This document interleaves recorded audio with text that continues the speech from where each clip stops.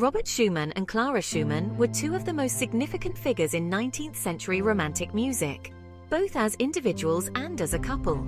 Their personal and professional lives were deeply intertwined, making them one of the most iconic duos in the history of classical music.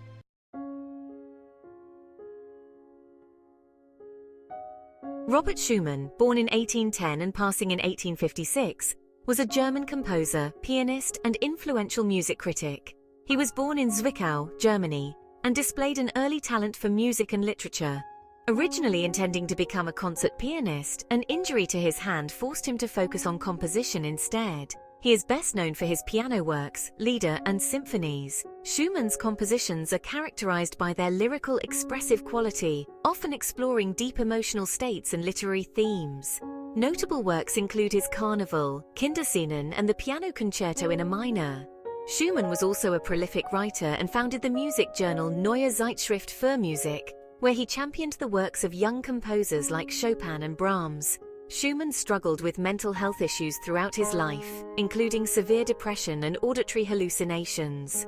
These struggles intensified in his later years, leading to his attempted suicide in 1854 and his subsequent admission to an asylum where he spent the last 2 years of his life.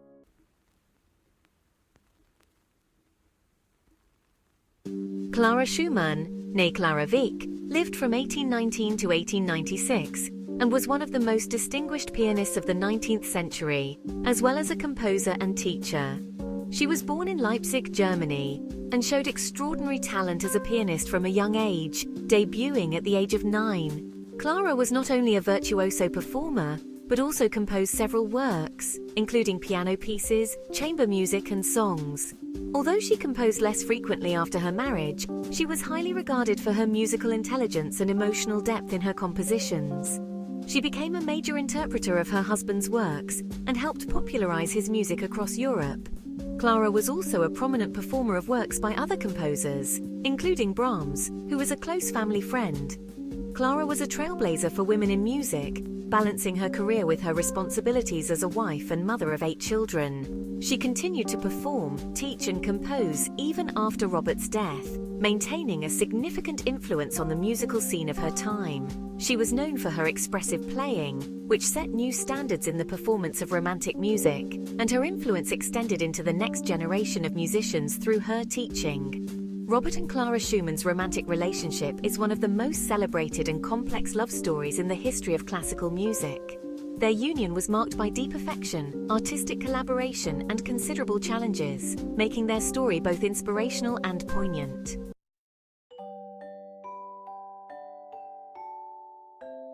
Early beginnings. First encounters. Robert Schumann first met Clara Wieck when she was just a child prodigy of about 9 years old, and he was a young law student deeply passionate about music. Robert became a piano student of Clara's father, Friedrich Wieck, who was a renowned piano teacher in Leipzig. As Robert spent more time in the Wieck household, he developed a close bond with Clara. Growing affection. Over time, as Clara grew into a brilliant young pianist, Robert began to see her as more than just a talented musician. He fell deeply in love with her. By the time Clara was in her late teens, their mutual affection blossomed into a serious romantic relationship. Despite their 9-year age difference, Clara was highly mature for her age, and they connected profoundly over their shared passion for music.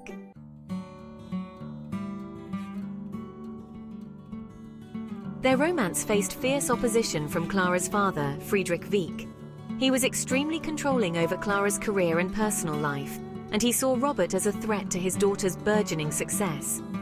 Wieck did everything in his power to keep them apart, including restricting their correspondence and physically separating them by sending Clara on concert tours.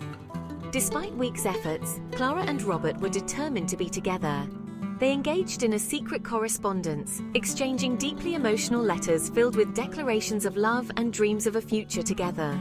When Friedrich Wieck refused to allow them to marry, Robert and Clara took the matter to court. In 1840, after a lengthy and bitter legal battle, the court ruled in their favor, and they were finally able to marry on September 12, 1840, just 1 day before Clara's 21st birthday, which was the legal age at which she no longer required her father's consent.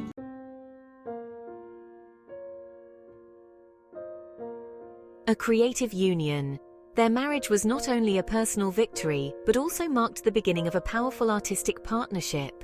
During the early years of their marriage, Robert entered one of the most prolific periods of his compositional career, writing many of his greatest works, including Dichterliebe and Frauenliebe und Leben, which were directly inspired by his feelings for Clara. Mutual support. Clara played a crucial role in Robert's creative process. She was not only his muse but also his first critic, often providing feedback on his compositions. She premiered many of his works in her concerts, helping to establish Robert's reputation as a composer. In turn, Robert encouraged Clara's own compositions, though societal norms of the time and her responsibilities as a wife and mother often limited her output.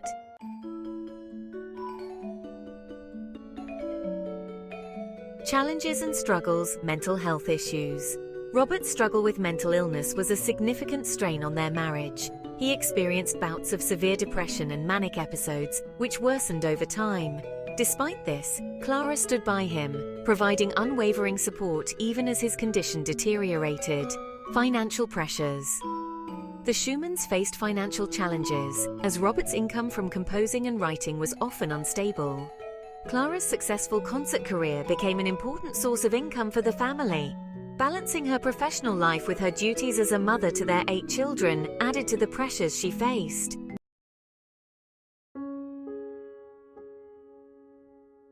Robert's decline and final years. Robert's decline. In 1854, Robert's mental health took a severe turn for the worse.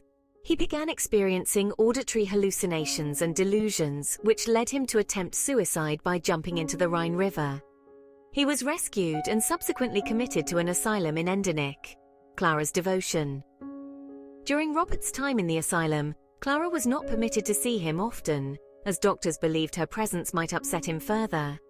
Despite this, Clara remained deeply devoted to Robert, visiting when allowed and corresponding frequently with his doctors. She continued to perform and compose during this time, using her music as a means to cope with her grief. Robert's death. Robert died in 1856 at the age of 46, 2 years after his admittance to the asylum. Clara was devastated by his death, but continued to honor his legacy through her performances and editorial work on his compositions.